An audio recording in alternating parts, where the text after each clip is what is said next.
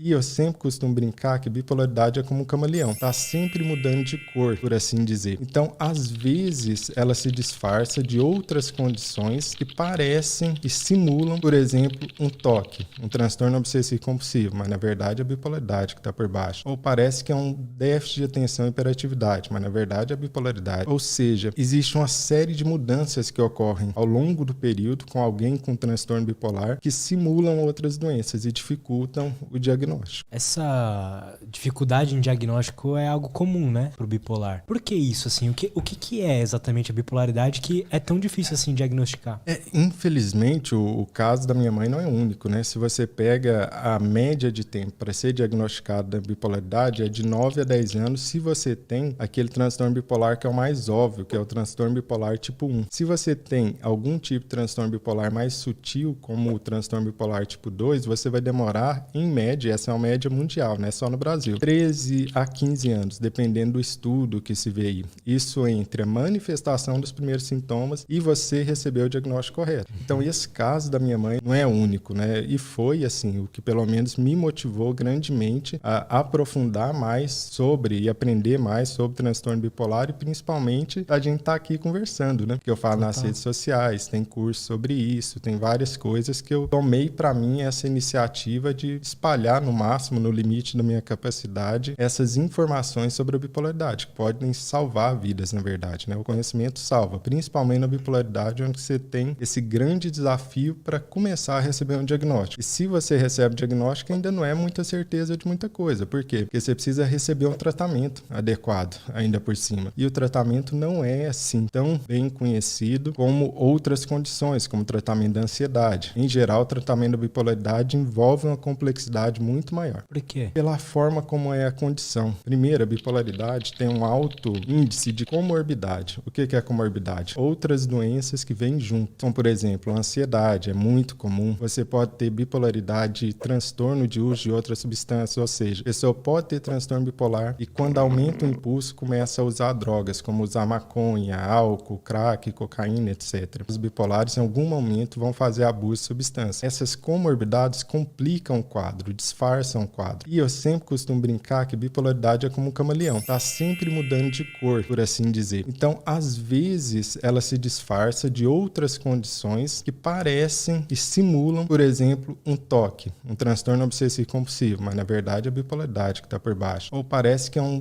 déficit de atenção e hiperatividade, mas na verdade é a bipolaridade. Ou seja, existe uma série de mudanças que ocorrem ao longo do período com alguém com transtorno bipolar que simulam outras doenças e dificultam o diagnóstico. Basicamente, esse é um dos motivos pelos quais, assim, a bipolaridade é tão difícil de ser diagnosticada, ou demora tanto. E a falta de informação, basicamente. Que a partir do momento que você tem mais informações sobre isso, mais pessoas estão conscientes, então mais médicos, mais psicólogos, a população de maneira geral está mais consciente sobre o que é bipolaridade e não esse estigma que muitas vezes você vê de bipolaridade como uma pessoa que é louca ou incapaz, etc. Você cria uma consciência das pessoas e esse é o grande objetivo, esse intervalo de tempo entre o início dos sintomas e o diagnóstico correto diminui. Quanto mais pessoas estão conscientes sobre bipolaridade, menor esse intervalo, porque, venhamos e convenhamos, 10 anos em média, para aquele que é mais na cara, mais óbvio, que é o transtorno bipolar tipo 1, é um número absurdo, né? São 10 anos. Mas isso é justamente porque ela, como você falou, ela fica se disfarçando, né? Tipo assim, ela acaba, às vezes parece que o cara tem um vício em drogas, mas na verdade é porque ele teve um impulso, aí começou a usar e aí ficou viciado, tipo isso. Exatamente. E o principal problema que a gente tem é o quê? Primeiro a gente precisa pensar o que é bipolaridade, né? Basicamente, para você definir bipolaridade, você vai ter uma fase de depressão e você vai ter uma outra fase que vamos chamar de uma fase ativada. Essa fase ativada, a gente dá o nome de mania ou hipomania. Eu sempre brinco que esse é um péssimo nome, que a gente deveria mudar, porque mania fica parecendo aquela palavra leiga, né? Ah, eu tenho mania de cantar alto no banheiro. Não é nada disso. Mania é uma ativação do cérebro. Então, na bipolaridade, você tem essas duas fases. Mas onde é que vem um problema aqui? Se você pegar alguém com transtorno bipolar tipo 2, ele vai passar 50% da vida dele eutímico, normal, sem nenhuma alteração de humor. 49% da vida dele em depressão. E só 1% nessa fase de ativação cerebral, que é o tipo 2. Então, 1% nessa fase de ativação cerebral, que no tipo 2 é a hipomania. Mas peraí, se ele tá passando só 1%, a chance de eu ver esse 1% é pequena como médico. O que é que eu vou ver então? Depressão. E aí o bipolar recebe o diagnóstico de depressão unipolar. O que é depressão unipolar? Um polo, então estamos falando de uma depressão que não é bipolar. Até aí tudo bem, mas não é tudo depressão? Essa é a questão, não é tudo depressão. Por que não? Porque essa depressão não bipolar você trata com antidepressivo. Fica bem, tranquilo, esse é um bom tratamento. No bipolar, quando você dá um antidepressivo sozinho, sem outra classe de medicamento, chama estabilizador de humor, bipolar pode piorar. E não é pouco que ele piora. Ele pode ficar, quando você dá um remédio como esse, isolado, um antidepressivo isolado, sem estabilizador do humor, a pessoa pode ficar mais irritada, o humor dela começa a oscilar mais, ela pode ficar com pensamentos e ideias suicidas por conta do antidepressivo, pode ficar mais hostil, procurando briga com outro, ou até mesmo fazer a virada maníaca, que a gente chama, que é ir para essa outra fase de ativação cerebral, que também vai ter seus prejuízos. Então, qual que é a maior parte das pessoas hoje no Brasil estão com o diagnóstico errado, estão com o diagnóstico de depressão. A maior parte, esse é o diagnóstico errado mais comum de um bipolar receber, depressão. Só que ao ser tratado por depressão apenas, a bipolaridade dele piora muito, por assim dizer. Então, você tem a depressão não bipolar, você tem a depressão bipolar. O tratamento da depressão não bipolar piora e muito o bipolar. Só que como as condições parecem muito, você cria um grande desafio, um grande imbróglio, né? Imbróglio é uma palavra antiga, né? Você cria um grande problema aí, né? Que é o erro diagnóstico que acaba prejudicando e piorando aquela pessoa que é bipolar. Mas é possível, você diria que é possível diagnosticar alguém com bipolaridade sem ter esse primeiro erro aí? Porque às vezes, não sei, tá? Vou falar aqui o que vem na minha cabeça. Se você dá um antidepressivo e o cara piora, quer dizer, e o cara mostra lá os sinais e sintomas de quem tem bipolaridade, às vezes você consegue perceber, não, então na verdade é bipolaridade, vou arrumar. A gente tem um passo antes disso, né? Porque dar um antidepressivo e piorar a pessoa, sim, você deveria, em teoria, perceber. Não é o que acontece muitas vezes na prática, mas em teoria você deveria perceber. Mas melhor ainda seria se a gente conseguisse diferenciar aquela depressão não bipolar da depressão bipolar só olhando para ela. A verdade é que não tem como ter certeza quando você olha para ela, mas existe uma série de características que aquela depressão é bipolar. Quais são essas características? Isso é extremamente importante, porque se esse fosse um conhecimento difundido aí para muitos médicos, psicólogos, a população em geral, teríamos muito menos esse erro diagnóstico. E agora a gente precisa de atenção, porque eu vou falar características que fazem a gente desconfiar de uma depressão bipolar, porém que não é certeza. Nenhuma dessas características isolada dá certeza que é depressão bipolar. São como pistas e a gente vai brincar de detetive. Então a gente vai olhar e falar, eu acumulei 2 pistas,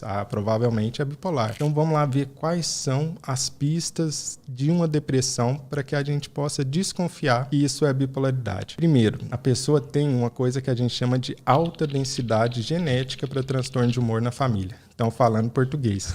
Basicamente, 3 gerações seguidas da família dela tiveram depressão. Então, o avô deprimiu, o filho deprimiu, o neto deprimiu. Então, é preciso desconfiar que isso é bipolaridade. Segunda característica importante. Quando a pessoa é parente, em primeiro grau, de alguém que tem o diagnóstico de transtorno de bipolaridade. Por quê? Porque a gente sabe que um parente em primeiro grau de alguém com bipolaridade tem 8 vezes mais chance de ser bipolar do que a população geral. Isso quer dizer que se ele deprime e é parente em primeiro grau de alguém com bipolaridade, eu tenho que desconfiar. É uma pista muito importante para descobrir que essa depressão é bipolar. Temos outra, e essa é super importante. Começa a depressão antes dos 20 anos de idade. Então, começou depressão antes dos 20 anos de idade, ainda na adolescência, sinal bem importante de que essa depressão é bipolar. Outra característica, a pessoa tem uma resposta atípica a antidepressivos. O que é atípica? A é de negação, né? Típica. Então, não característica, não típica. Seria o quê? E aqui tem algumas pegadinhas. Olha, você dá um antidepressivo para a pessoa isolado, sem estabilizador de humor, e o que acontece? Ela melhora e depois o remédio perde efeito. Isso é super comum. A pessoa usa antidepressivo, melhora ali alguns meses, depois perde o efeito. Troca antidepressivo, melhora, perde efeito. Troca, melhora, perde efeito. Isso daí é uma característica de uma resposta atípica ao antidepressivo que deve fazer a gente pensar em bipolaridade. Segundo, a pessoa não melhora melhora com antidepressivo. Fica parecendo que está tomando água. Então ela toma um antidepressivo, mas não faz diferença nenhuma para ela. Terceira, a pessoa piora quando toma um antidepressivo. Então ela toma um antidepressivo e ela começa a ficar mais irritada, ideação suicida, mais agitada, não consegue dormir, começa a ficar inquieta, acelerada o tempo todo. Então aí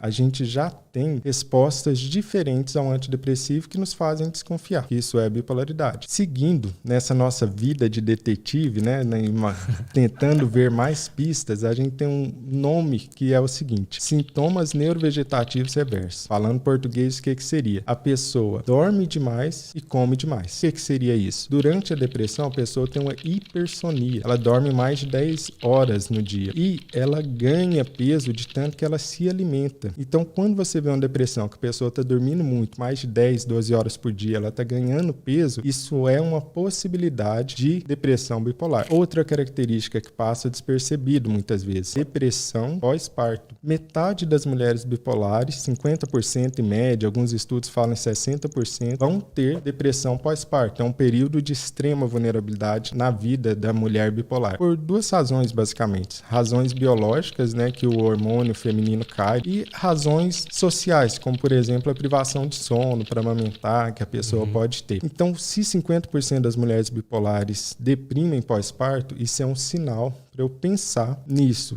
Isso provavelmente pode ser uma depressão bipolar. Principalmente se é uma depressão muito grave e se tem sintomas psicóticos, que é outra característica importante da bipolaridade. Uma depressão que é tão grave a ponto de quebrar com a realidade, ou seja, ter sintomas psicóticos, que basicamente é o quê? Uma alteração do pensamento ou uma alteração da sua percepção. Então eu altero meu pensamento pensando que eu estou sendo perseguido, ou eu altero pensando que eu sou Deus e posso curar todo mundo, ou eu altero imaginando que eu preciso ajudar todo mundo, que eu sou extremamente rico e saio dando as minhas coisas. É uma alteração de pensamento ou de percepção, como por exemplo escutar vozes, ver vultos, etc. Né? Teve sintomas psicóticos na depressão, é outra pista que eu tenho de que essa depressão é bipolar. Outra pista, e essa é até interessante porque alguns pacientes escrevem isso de uma maneira muito dolorosa e muita gente não compreende que isso é depressão. Essa pessoa tem uma intensa letargia, dificuldade de movimento. É como se ela tivesse vestida com casaco de chumbo. Tanto é que lá antigamente, muitos psicopatologistas chamavam isso de depressão plúmbia. Plúmbia é de chumbo, né? Por quê? Porque a pessoa se movimentava de forma lenta, tudo era pesado. Então o paciente descreve claramente que custa muito sair da cama e escovar os dentes, custa muito se movimentar, tudo é difícil. Em geral, nesse tipo de depressão, não é incomum de você ver pessoas extremamente deprimidas dessa maneira, mas que não estão tristes. Quando você fala, pergunta para ela: você tá triste? O que foi? Ela: não tô triste, eu tô sem força, eu tô sem energia, não consigo fazer as coisas. Né? Esse tipo de depressão também é uma pista. Então aí, a gente viu todas as pistas que podem levar um médico a desconfiar logo de cara que essa depressão não é uma depressão simples unipolar. Essa depressão está dentro de um contexto de uma pessoa que tem o transtorno bipolar, evitando aquele erro de diagnóstico. Só que eu vou precisar, a partir dessa desconfiança, procurar aquela fase de ativação que define alguém com o transtorno bipolar ou não, que define o diagnóstico de transtorno bipolar ou não de alguém. Entendi. Então, o caminho para descobrir, você como psiquiatra, se alguém é bipolar ou não, é primeiro olhar para a depressão dela e ir acompanhando, e se ela tiver uma fase ali de ativação do nada. O grande ponto para definir o diagnóstico de bipolaridade é essa fase de ativação. E aí depende, porque alguns tipos de bipolaridade são mais fáceis de identificar do que outros. Então vamos pensar em todos os tipos de bipolaridade que existem. Então pensa como se fosse a altura de alguém. A altura é basicamente um espectro, né? Como que seria um espectro? Se eu penso em alguém de 1,40, a maioria das pessoas vai falar que é uma pessoa baixa. Se eu falo de alguém com 2,10, a maioria das pessoas vai falar que, nossa, esse cara é alto. Mas se eu penso em alguém com 1,75, alguns vão falar que é alto, outros que é baixo. baixo, por aí vai. Então eu tenho uma gradação de altura. Do mesmo jeito, eu tenho uma gradação de bipolaridade, como se fosse um espectro. Basicamente, o que seria uma bipolaridade que é de 2 metros, 2,10 de altura, ou seja, que ela é óbvia, que na multidão você está enxergando ela. É aquela bipolaridade que é chamada de transtorno bipolar tipo 1. Esse é o primeiro tipo, que ele é mais óbvio, mais na cara, é mais evidente. Porém, lembrem que o tipo 1, que inclusive eu tive na família, demora em média 9 a 10 anos para ser diagnosticado. Então, pensa, se o mais evidente, se o mais na cara está demorando 9 a 10 anos, o que vai sobrar para o restante? E vamos lá, qual que seria aquela bipolaridade tipo 1,80 de altura? Seria o transtorno bipolar tipo 2. E qual seria aquela de 1,70 de altura por ali? Seria o transtorno bipolar sem outra especificação. E a mais sutil, a gente teria a ciclotimia, ali com 1,60 por aí, e finalmente o espectro bipolar, que é um tipo de bipolaridade bem mais sutil, onde que basicamente você vai ver depressão e poucas fases de ativação. Essa da depressão pra mania e tal, quanto costuma ser esse intervalo? São dias, são meses? Como é que é isso? Aí tem uma questão super interessante, né? Primeiro, classicamente, assim, se você for ler no Manual Diagnóstico Internacional, a gente tá falando que mania teria que ter 7 dias de duração no mínimo, ou pode até ser menos de 7 dias se a pessoa apresentar sintomas psicóticos ou precisar ser internado no hospital. Mas a gente sabe que na maioria das vezes não dura só isso, vai durar muito mais. Esse seria um período mínimo de 7 dias. Uma fase de hipomania, que é essa fase de ativação pouco menor, menos evidente, mais sutil, ela dura no mínimo 4 dias, segundo o manual diagnóstico. Quanto tempo poderia durar? Uma vida toda poderia durar. Quanto tempo poderia demorar uma depressão? Uma vida toda poderia demorar. Só que a gente sabe que existe um tempo médio de duração aí da mania sem tratamento, cerca de 3 a 4 meses. Uma depressão bipolar pode durar 10 meses, 13 meses, quando não tratada. E estamos falando sem tratamento adequado. Mas isso é variável. Pode ser que vai demorar 1 mês, pode ser que vai durar 2 anos, 5 anos, 10 anos. A pessoa pode ficar em um episódio de humor durante anos a fio. E aí a gente tem uma questão, que a bipolaridade ela tem muito a ver com ritmo. Muito a ver com ritmo. Algumas pessoas têm um ritmo de oscilação desse humor muito rápido. Por exemplo, a gente tem uma coisa que chama transtorno bipolar de oscilação rápida. O que seria isso? A pessoa tem 4 ou mais episódios dentro do mesmo ano. Então ela oscila rapidamente. Como se não bastasse, você tem algumas pessoas que oscilam ainda mais rápido do que isso. Se chama transtorno bipolar de oscilação ultra rápida. Nossa, olha que... Ótimos nomes. É, super bem inventado, né? Os cientistas reuniram, fizeram uma convenção e congresso um mês seguido para decidir. Ultra rápida, né? Então seriam 4 episódios de humor dentro do mesmo mês. E você teria ainda aquele que é o mais rápido de todos, a oscilação ultradiana. Então, ultra, dia, obviamente de dia, mas a pessoa está oscilando agora dentro do mesmo dia. Então você vê que a oscilação de humor no transtorno bipolar, ela tem velocidades diferentes. Isso depende de uma série de fatores, o quanto que a pessoa vai oscilar mais rápido, o quanto que ela vai oscilar mais lentamente.